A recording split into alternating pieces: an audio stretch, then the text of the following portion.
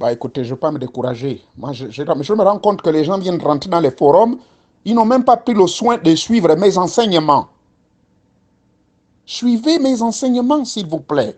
Voilà quelqu'un qui vient avec la question. Oh, si nos ancêtres ont fait des mauvaises choses et qu'ils étaient des grands sorciers, est-ce qu'il faut les invoquer? Mais soyons quand même honnêtes. Je n'ai jamais répondu à ces questions-là. Il y a même un enseignement là-dessus. Près de 2 enseignements, dirais-je. Ok?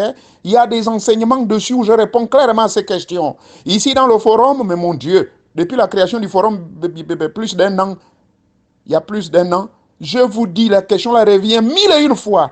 Bon, écoutez, c'est ma façon de parler. Après, on dira, non, le maître se fâche. Non, je ne me fâche pas. C'est seulement vous encourager, parce que je vois la personne écrit en noir. Hein. C'est quand chez nous, ici, aux États-Unis, en anglais, on dit quand quelqu'un, when somebody writes in bold, means the person is expressing an anger and is insisting to really deepen on that topic in question.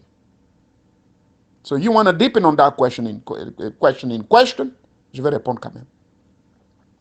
J'avais dit que si au du vivant de la personne, et je l'explique même dans la vidéo intitulée « Comment communiquer avec nos ancêtres hors de l'Afrique », je montre des rites que vous pouvez faire dans votre appartement, et je l'explique clairement, et j'avais dit ceci, que si vous n'étiez pas complice du vivant de cette personne, je me rappelle, je même pris l'exemple de ma grande sœur, avec qui on palabrait tous les jours.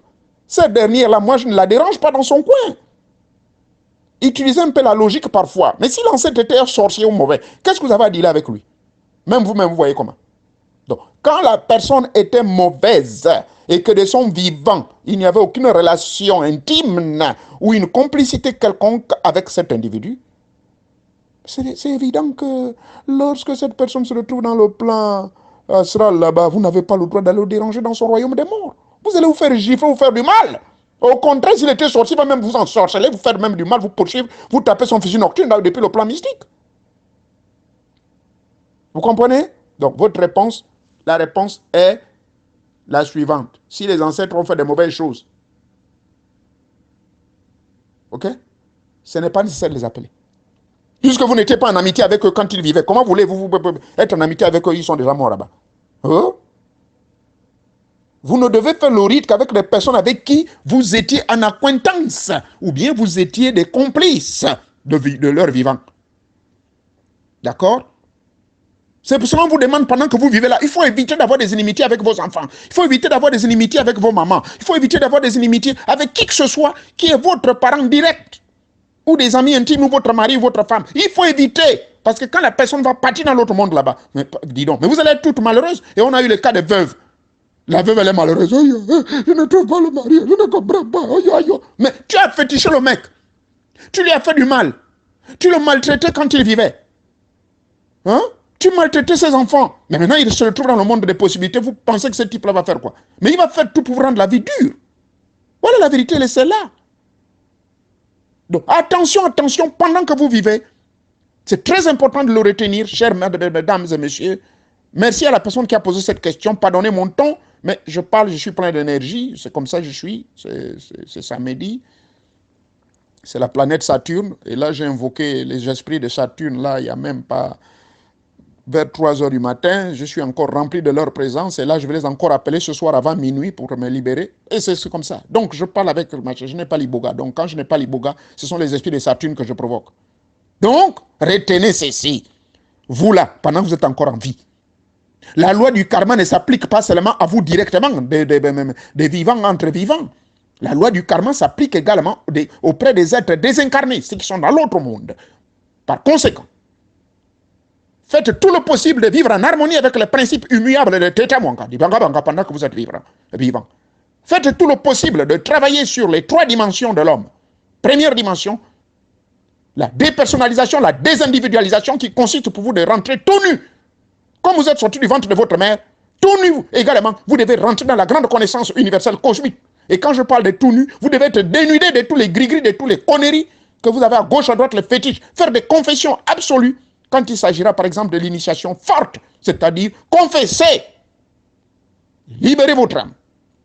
Et quand vous libérez votre âme de toutes ces atrocités, de toutes ces distractions, afin de vous amener sur la voie de la discipline, et de l'éclosion de votre âme et de la libération des scories terrestres et des distractions et des terrestrités humaines, en ce moment, votre âme peut vibrer à l'unisson avec l'âme universelle. Première étape, donc, désindividualisation.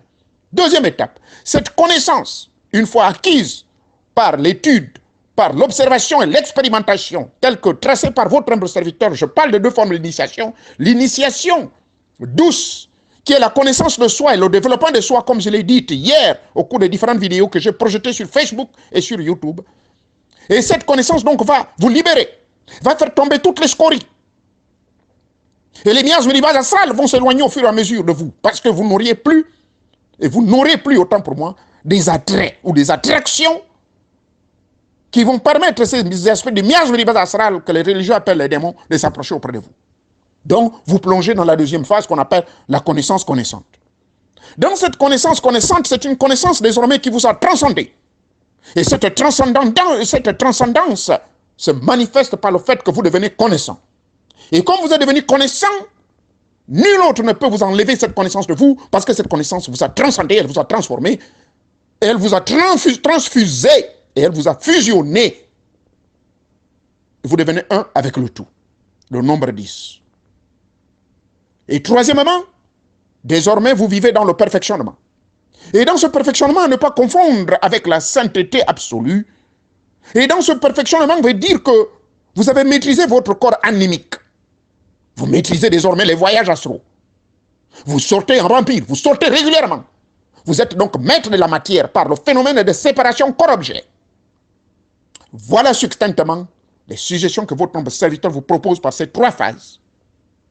Donc, pour conclure, il faut passer par ces trois phases-là pour éviter d'avoir des problèmes avec des gens dont les ancêtres, les parents qui étaient des sorciers de leur vivant. Ces parents seront obligés d'être vers vous. Certes, la lumière que vous avez va les déranger. Parce que selon Jean chapitre 1, du verset 1 jusqu'au verset 12, au commencement était le verbe, ou la parole, ou l'énergie. Et cette parole, énergie ou verbe était Dieu et était avec Dieu. Et elle se transforma, elle vint se matérialisa. En se matérialisant, elle prit forme humaine. Et en prenant cette forme, elle amena la lumière. Mais que ceux qui étaient dans les ténèbres refusèrent cela à cause de la lumière. Car quiconque est dans les ténèbres n'accepte pas la lumière. Parce que la lumière dégage et finalement montre tout ce qui est dans les ténèbres. Par conséquent, lorsque vous êtes devenu connaissant, vous dérangez. Vous allez être victime des persécutions. Mais vous allez toujours être victorieux. Car nous assurent les grands maîtres, les grands écrits de l'Égypte antique, que j'ai lus et que j'ai été dictés lorsque j'ai reçu mon initiation d'Osiris et d'Isiris. Ils nous diront, les grands maîtres, guidés par le phare de la connaissance. Et quelques connaissances sont comme des phares lesquels, projetés dans la conscience de l'homme, éveillent les plaques photosensibles de votre esprit et de votre âme. Et ainsi, naturellement, votre sarcophage est éclairé. Votre corps animique est éclairé. Votre corps divin est éclairé. Donc, par cette triplicité ou l'éclaircissement des trois, ou de cette trinité, les esprits de l'au-delà, les âmes immortelles, c'est-à-dire les esprits des maîtres, les guides invisibles, seront toujours avec vous. Conséquence, les parents donc qui vous enviaient, certains vont s'humilier, ils vont se plier devant vous.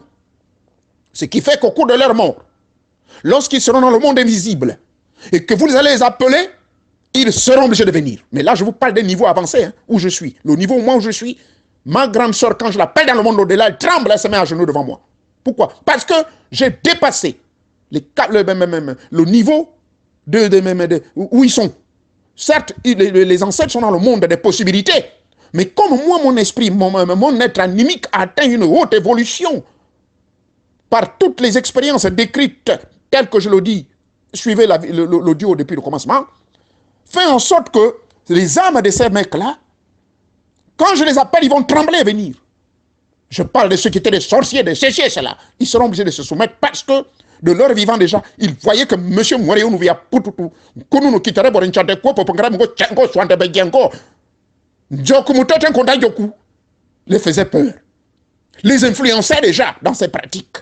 Ce qui fait que, quand ils vont mourir, c'est pareil, ils seront tous soumis. Ils vont être soumis. Mais quand vous n'êtes pas à ce niveau, n'osez pas faire des bricoles d'appeler ces ancêtres-là. Ils vont venir vous dire, ils vont même vous gifler. Si c'était des sorciers, au contraire, ils vont profiter de calbagner votre vie.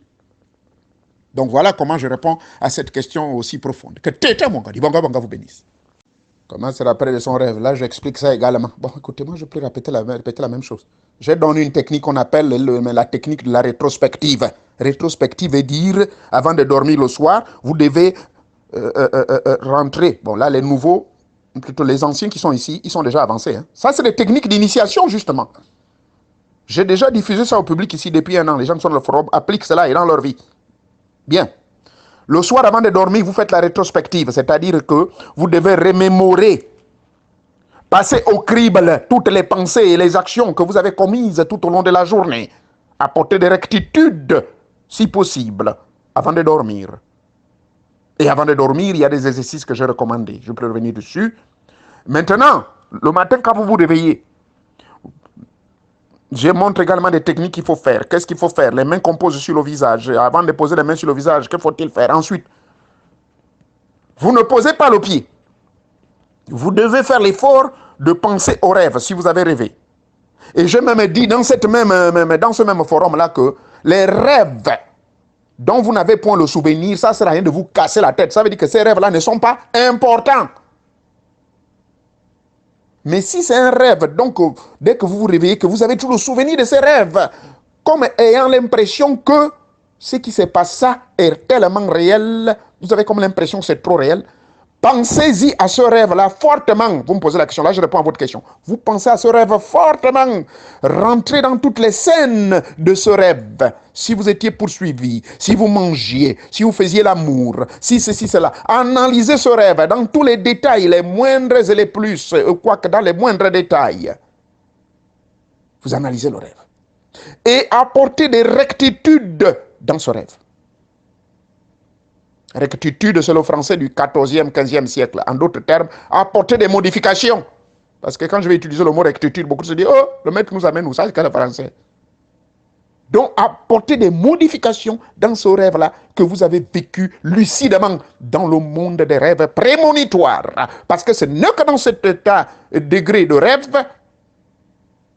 pas dans le monde onirique, mais je parle du monde, le monde des rêves prémonitoires. Et une fois, parce que prémonitoire veut dire que c'est des rêves qui sont liés avec une explication matérielle immédiate.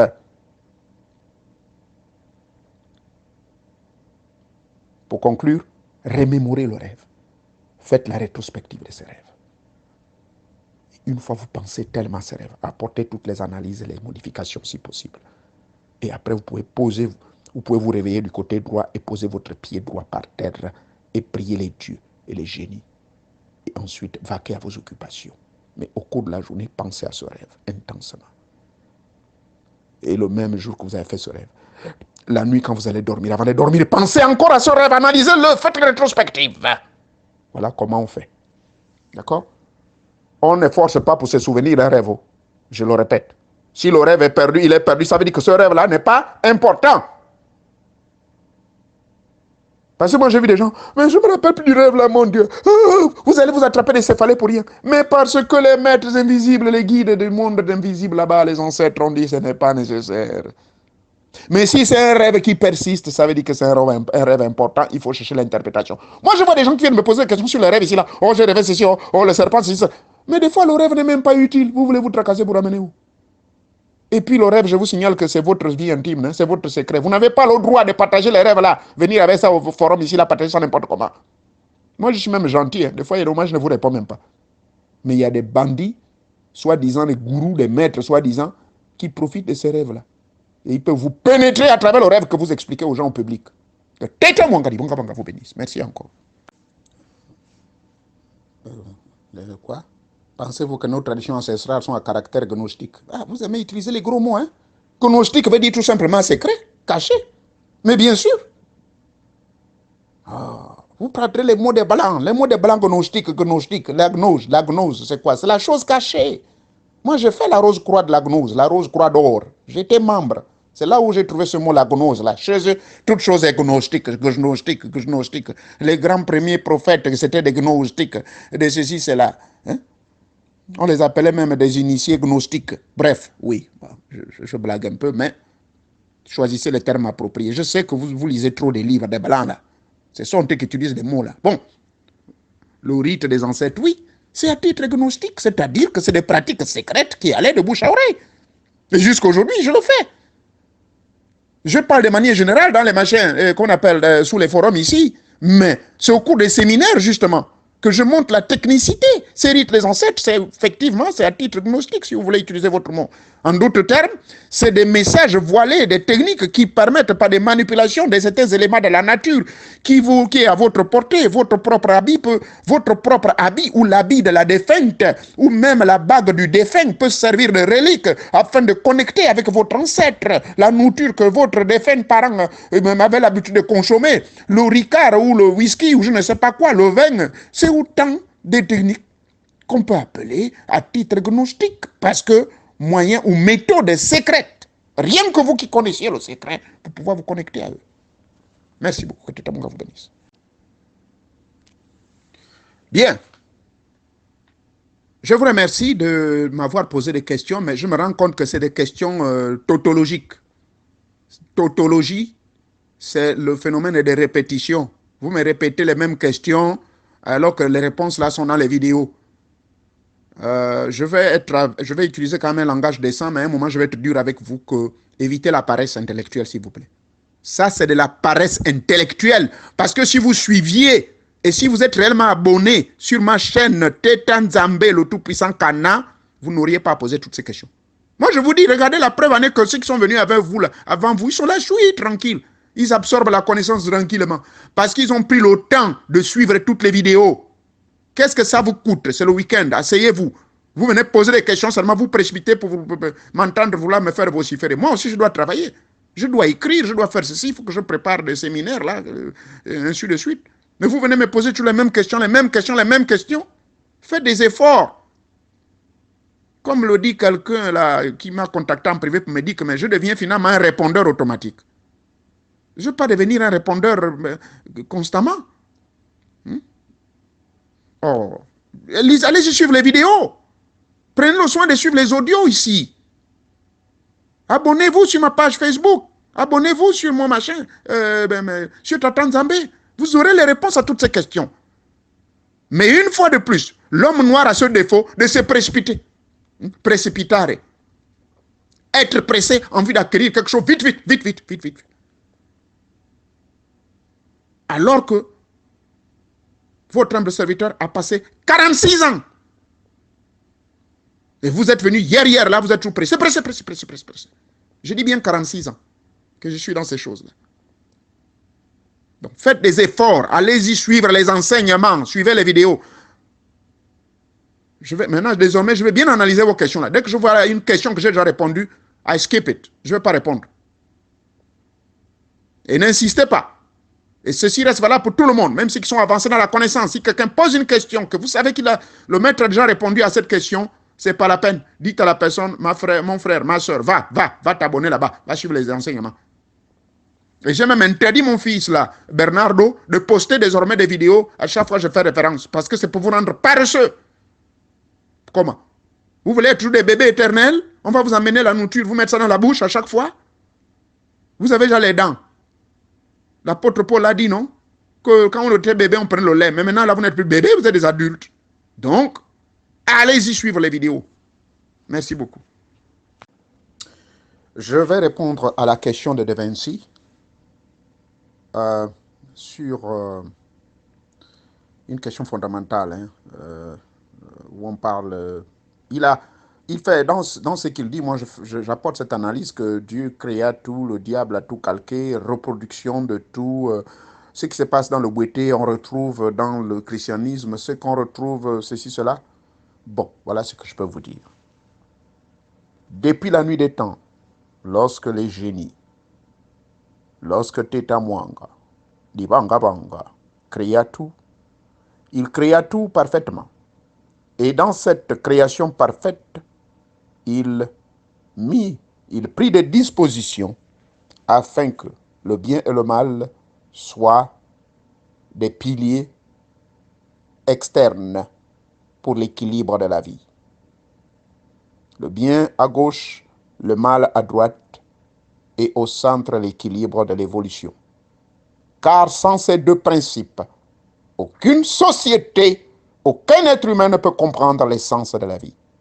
En d'autres termes, lorsque Teta Mwanga créa le premier couple, il leur donna le libre arbitre de décider de ce qui est bon et de ce qui est mauvais. Ça, c'est un principe primordial qu'il faut retenir et comprendre. Deuxième aspect, c'est l'aspect de la culture ou l'aspect de l'adoration. Au commencement, l'homme, dans son état initial, n'avait point besoin de rites quelconques ou de quoi que ce soit, car il pensait et il recevait, il pensait et il avait. Pour référence, allez-y étudier l'histoire du lac bleu de Mouila.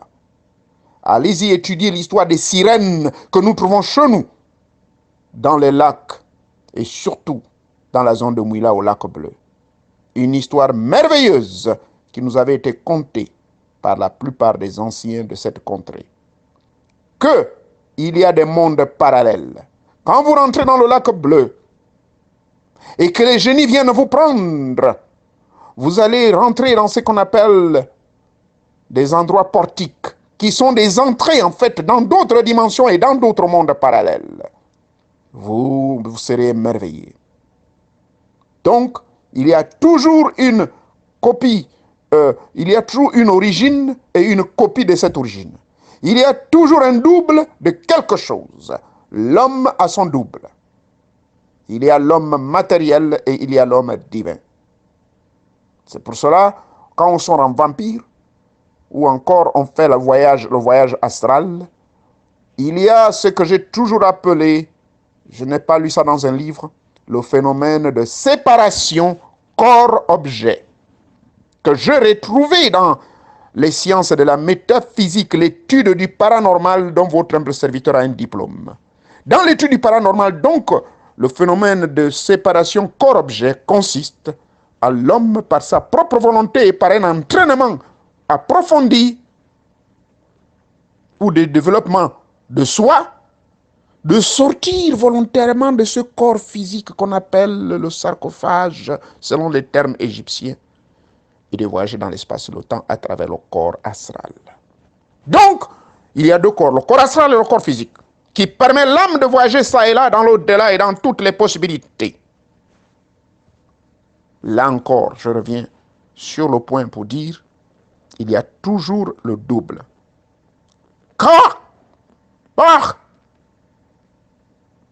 Voilà comment, depuis la nuit des temps, nous avons été créés. La pratique donc, disais-je, la pratique intervenue lorsque l'homme se coupa du cordon ombilical original. Les religieux disent que c'est le péché. Les initiés disent l'homme se précipita. Précipitare, chercher à savoir vite. La curiosité mal guidée, mal intentionnée. Bref, donc après cette coupure,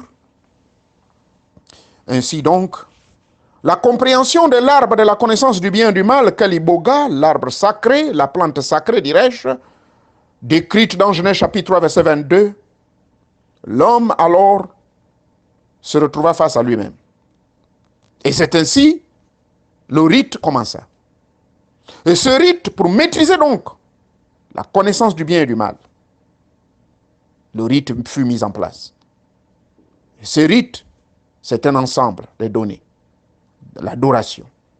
Et ces rites donc, qui ont commencé depuis la création de l'homme, à cause de la chute de l'homme par rapport à son impatience d'avoir accès à la véritable connaissance. Le même phénomène s'observe aujourd'hui quand on demande aux jeunes, et même quand je parle de jeunes, c'est dans le sens mystico-spirituel. Vous pouvez avoir 80 ans, mais si vous êtes esclave de la religion des Blancs, alléluia, Jésus vous salue Marie, Jésus, cela, vous êtes un bébé, vous êtes un enfant. Jésus n'aurait pas eu tort quand il dira à ce vieux prêtre de 80 ans, il va lui dire, il faut naître de nouveau. Si vous ne naissez pas de nouveau, vous n'êtes rien. Et le prêtre de dire, je vais rentrer encore dans le ventre de ma mère, mais le type de Jésus là, toi tu es un enfant, il n'y a quoi, tu me parles comme ça, toi tu es comment? Moi un vieux papa comme moi? Mais il n'a compris rien. Bref, donc tous ces jeunes, pour prendre cette cotation de Jésus des chrétiens, tous ceux qui sont encore jeunes, là, comprenez que le rite, l'acte d'adoration, la pratique de délivrance, la pratique de relais ou de reconnexion avec l'au-delà, c'est sous couvert de tous ces différents rites. Et ces rites ont commencé bel et bien en Afrique parce que le premier homme que Dieu créa fut créé en Afrique. Le premier homme, ce n'est pas une surprise. Les Blancs le disent maintenant ouvertement depuis le XXe siècle. C'est des choses qu'ils cachaient. Voilà pourquoi ils ont créé l'esclavagisme. Parce qu'ils sont jaloux que le premier homme qui fut le plus puissant sur terre, c'est l'homme noir. Et celui que Teta Mwanga, sous couvert par pouvoir délégatoire, créa. C'est le noir. Donc, le noir en question, donc, il perdit ce contrôle de la connaissance, mais il le retrouva quand même. Et pour retrouver et pour se rattraper, il créa donc les rites. Et c'est ce que j'ai toujours dit depuis le début que vous avez fait ma connaissance. J'ai toujours dit cela. Et ça va être toujours dans l'entrée et l'introduction de mes livres. Au commencement, l'homme n'avait pas besoin de religion. La religion est une création pure et simple de l'homme comme moyen de relais, chercher à se relier à l'être suprême ou à celui qu'on appelle Dieu, chercher à se connecter avec ses ancêtres. Il créa la religion, il créa donc différents types de religions. Religion traditionnelle, religion authentique, scientifique, technologique, ou quoi que ce soit. La technologie, pour maintenant aborder le deuxième aspect de votre question, de Vinci, la technologie n'est pas diabolique. Rien du tout. Car la technologie a toujours existé depuis la nuit des temps. Donc, dans l'aspect de cette question, les techniques de couper la corde, les techniques de, par exemple, dans le Bwiti India, je sais de quoi vous parlez, dans la danse Mbombo. Dans la danse Mbombo, on coupe, c'est-à-dire le coupeur de serpent. Vous dites dans votre assertion que c'est une imitation, n'est-ce pas, de la copie du diable. Parce que le serpent, on nous dira que c'est le diable qui apparaît au jardin pour venir parler. Et là encore, il faut être initié dans la mystique chrétienne. Vous risquerez d'être dessus si je vous explique en réalité. Okay. Bon, bref, on reste dans le contexte religieux et dans votre compréhension, oui. Tout cela, c'est pour juste confirmer mes assertions du début, de l'introduction de ce que je viens pour répondre à votre question. Que tout est copie. Tout est copie. J'ai été initié également dans une technique qu'on appelle la technique de couper la corde. La corde de nuit. Ça existe chez nous. Ma grand-mère m'a montré comment on coupe la corde de nuit. La femme a des difficultés. À chaque fois, elle va accoucher des enfants, rien. Elle fait des fausses couches. À chaque fois, les enfants meurent. On dit non. Oh, Anambumbo, il faut qu'on lui coupe la corde des sorciers. N'est-ce pas? Et dans le Momo, justement, le coupeur de serpents, c'est ça. Parce que ce serpent-là empêche certaines personnes d'évoluer dans leur vie. Empêche certaines personnes d'atteindre l'ascension sociale. Ainsi de suite. Donc, oui, je dirais à votre assertion que, effectivement, l'assertion religieuse veut dire que, bon, lorsque Dieu créa, le diable a donc tout calqué, a tout copié. Mais, dans la compréhension initiatique, comprenez que le bien et le mal, selon mon introduction, l'homme fut créé avec la possibilité et la capacité de maîtriser le bien et le mal. D'accord? C'est ça, le rôle de l'homme. Et ça ne peut pas changer. C'est depuis la nuit des temps comme ça. C'est Teta Mwanga qui a créé ça comme ça. Bon, maintenant, dans cette compréhension, il y a des gens qui choisissent à faire uniquement le mal, malheureusement. Et avec les conséquences que ça suit.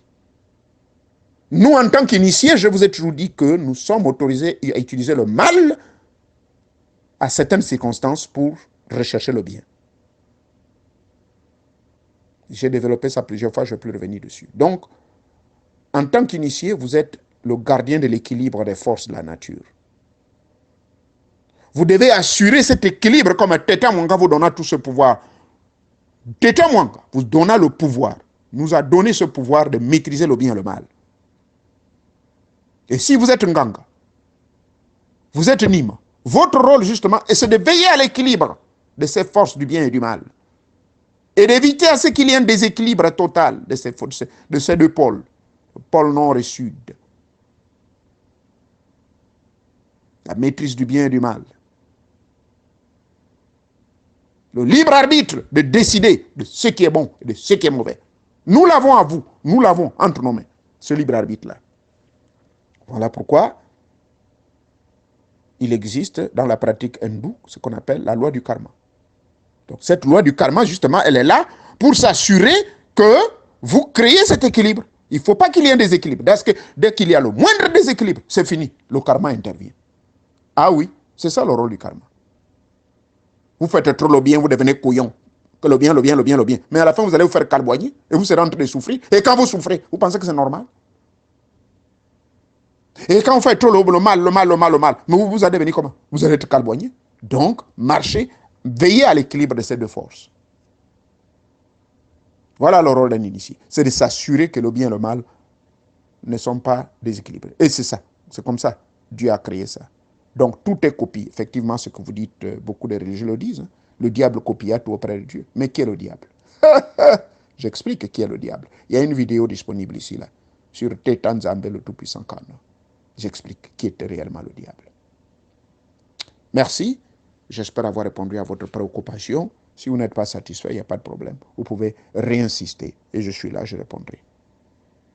Répondre à votre question sur l'enfant de 2 ans, non, il est strictement interdit de mettre l'enfant dans une phase initiatique quelconque avant l'âge de 7 ans. Les initiations se font en cycle de 7 ans, je vous en prie. Donc là, la réponse que je peux vous donner. Il faut attendre qu'il arrive à l'âge de 7 ans. À 2 ans, c'est une âme encore fragile. Il n'a pas besoin. Laissez-le se développer. Son âme va se stabiliser à partir de 7 ans. Et c'est là que vous pouvez lui faire entrer dans les arcanes secrètes. Merci beaucoup. Que Tita Monga vous bénisse. Bonjour à tout le monde. Sous le Babab. Cette question revient à chaque fois. C'est tous les nouveaux qui me la posent. J'ai pourtant répondu à ces questions. C'est la même question que lorsque les parents qui sont morts, qui se sont déjà réincarnés, que vous les invoquiez, est-ce que cette même question revient chaque fois? Il y a des enseignements où j'explique cela. Pour répondre simplement à cette question, voici la réponse. C'est le même phénomène, si vous voulez, vous poserez la question, mais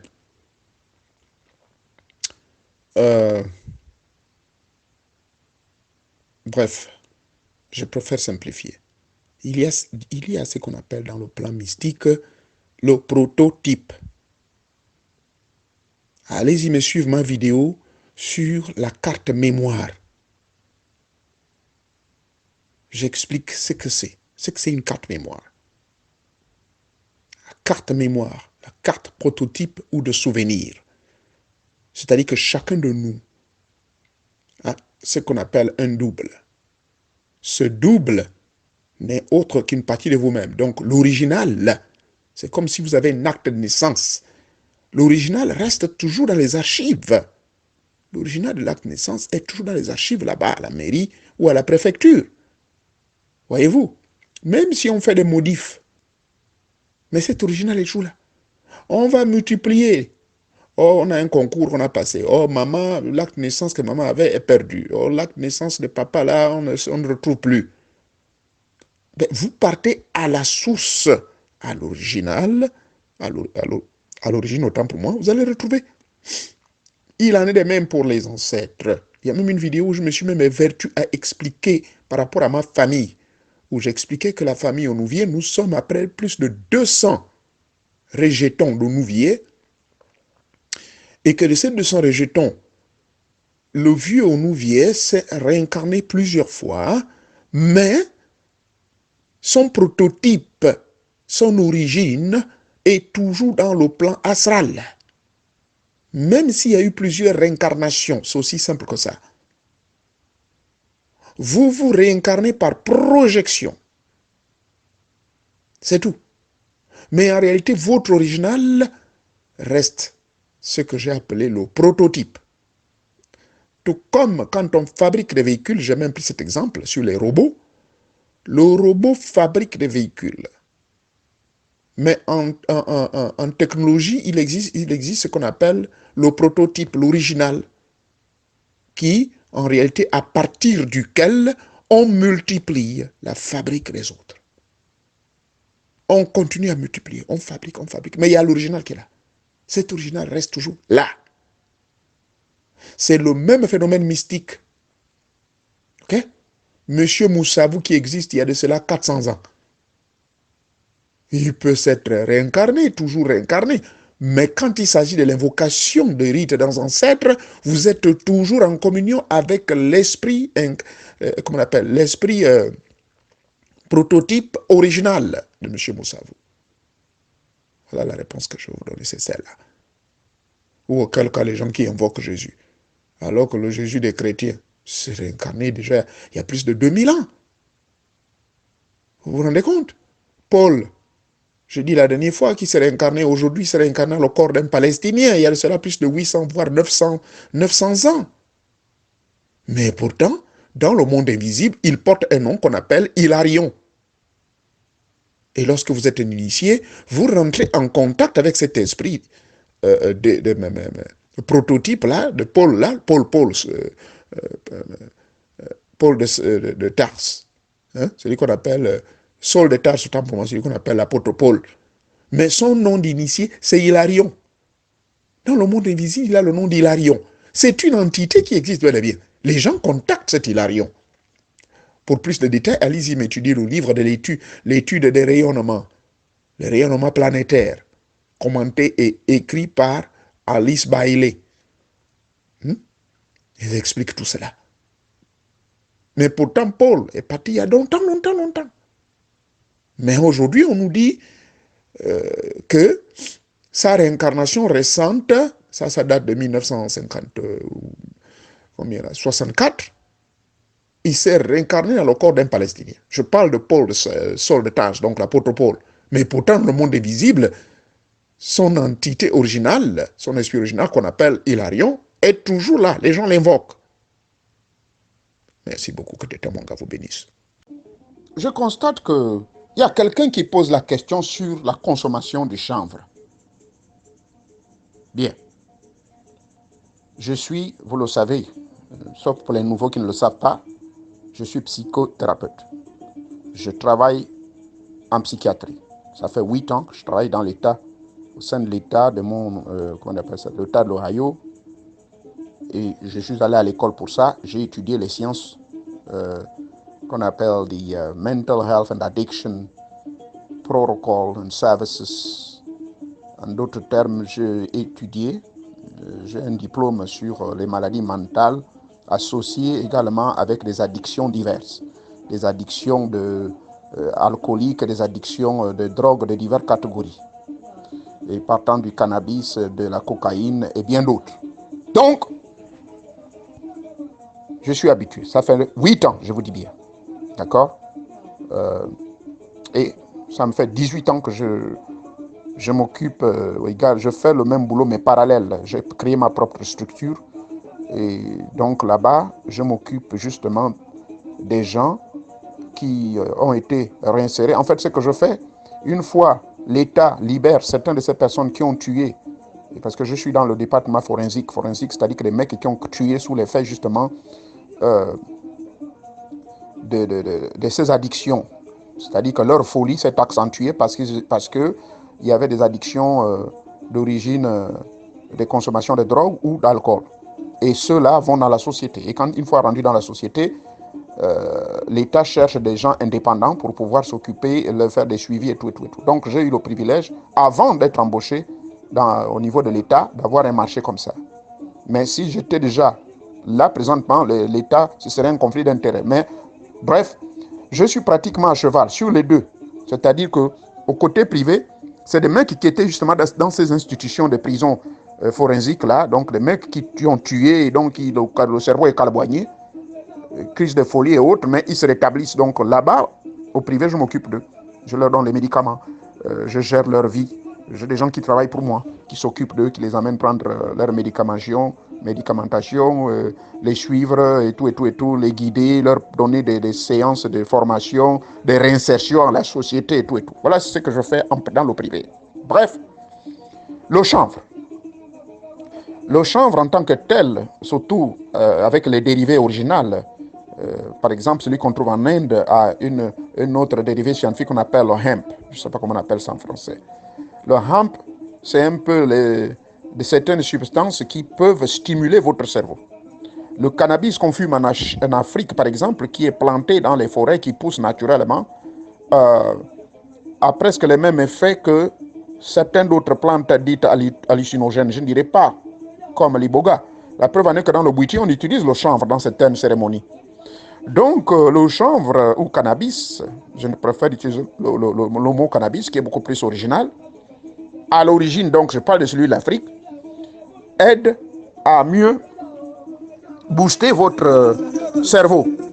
Et parfois, à certaines circonstances, par exemple, il y a certains rites, quand j'étais initié dans la macumba brésilienne, les éléments qu'on utilise dans la macumba brésilienne, c'est le couteau, la bougie, le sang, le miroir et le chanvre.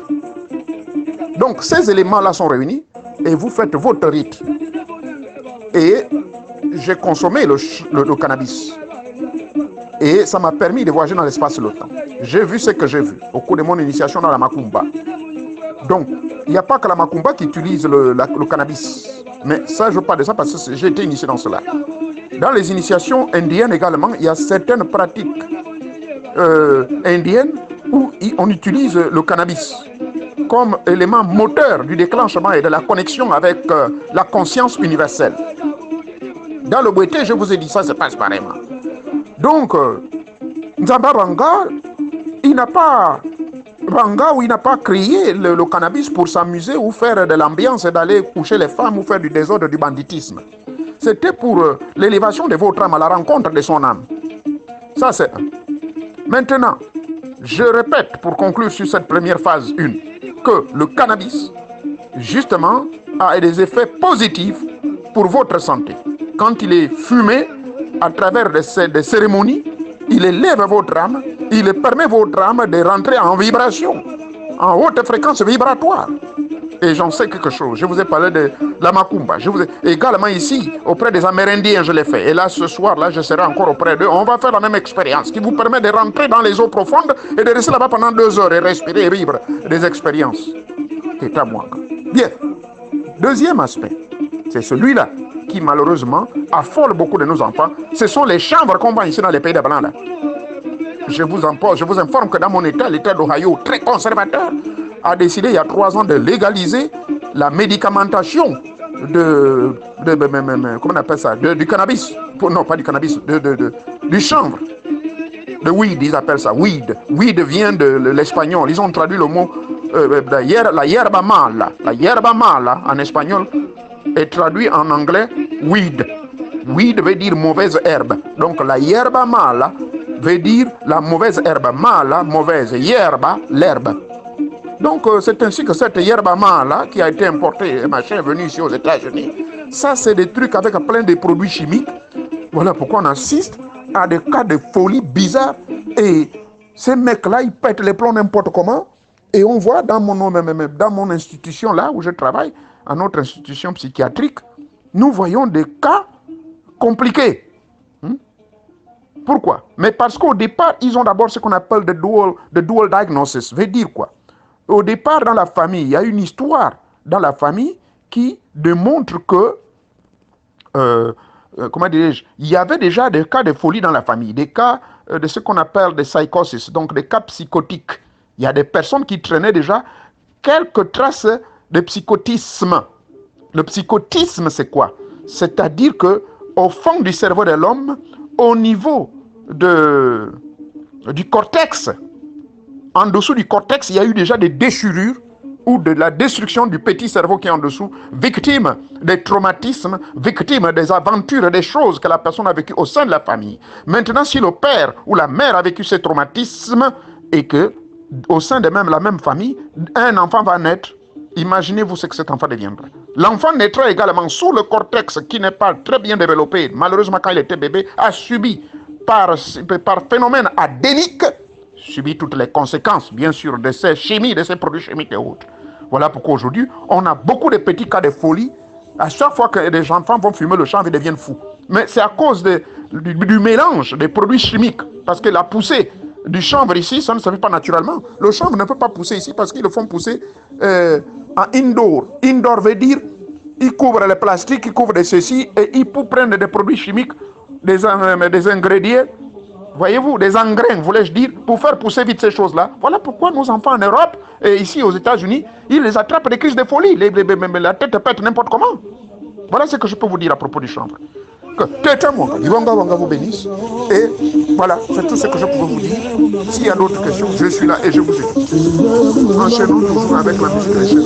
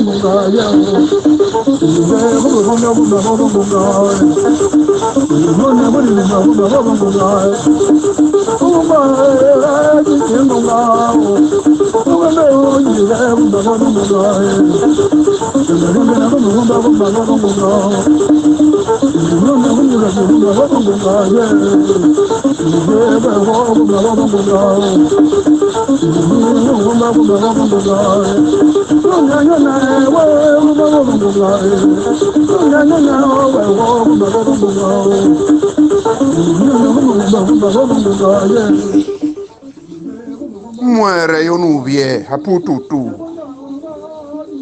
kurunu wikitare borinchande kwa po kada muko chengo chwande be yengo impwete ka holo impwete bombo ebo joku mutete konta joku sono ninko mbose d'humanité to nu vie que tete mwanga dibanga banga vous bénisse. Merci encore, je suis là, j'attends vos questions avant de passer à notre enseignement de ce soir. Que tete mwanga dibanga banga vous guide. Merci encore, merci.